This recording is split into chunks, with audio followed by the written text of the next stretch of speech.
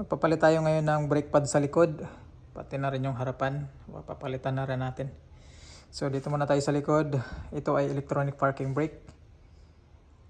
So dahil hindi gumagana yung scanner ko dito para i-release sana ang parking brake or ilagay sa service mode, i-release ko na lang ito ng manual. Ito kasing parking brake pagka hindi naka service mode, hindi natin maitutulak itong piston. Ayan, piston nya. So ang gagawin ko ay tatanggalin ko ito at i-manual release ko na lang. So meron siyang dalawang alin dito, alin bolt dito isa, tapos dito sa baba yung isa. Tatanggalin natin yan. So, hindi ko natatanggalin siguro itong connector. So nasa sa inyo yan kung tatanggalin nyo o hindi. So pwede naman siyang hindi tanggalin.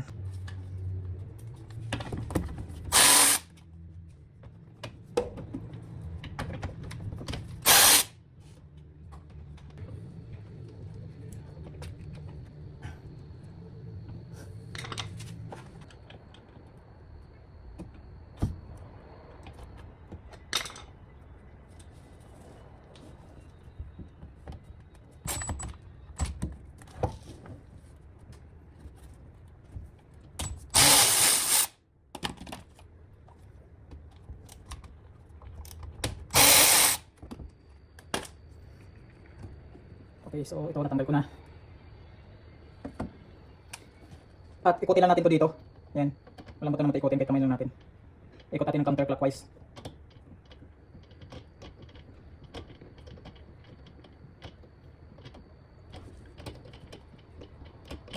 Yun, okay na.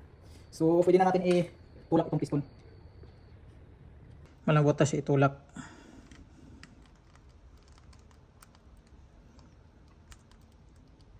Ayan.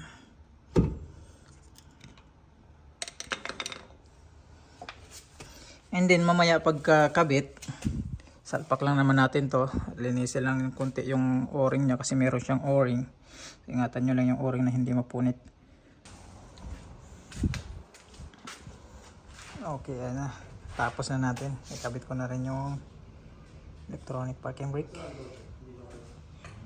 Testingin natin ngayon.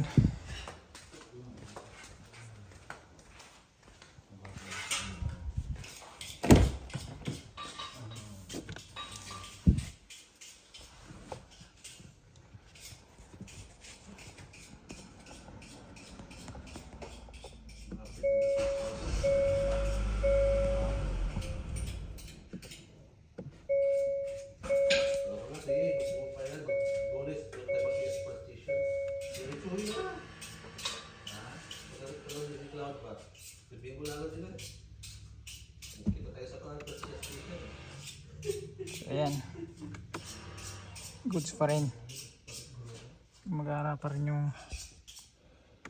electronic parking brake.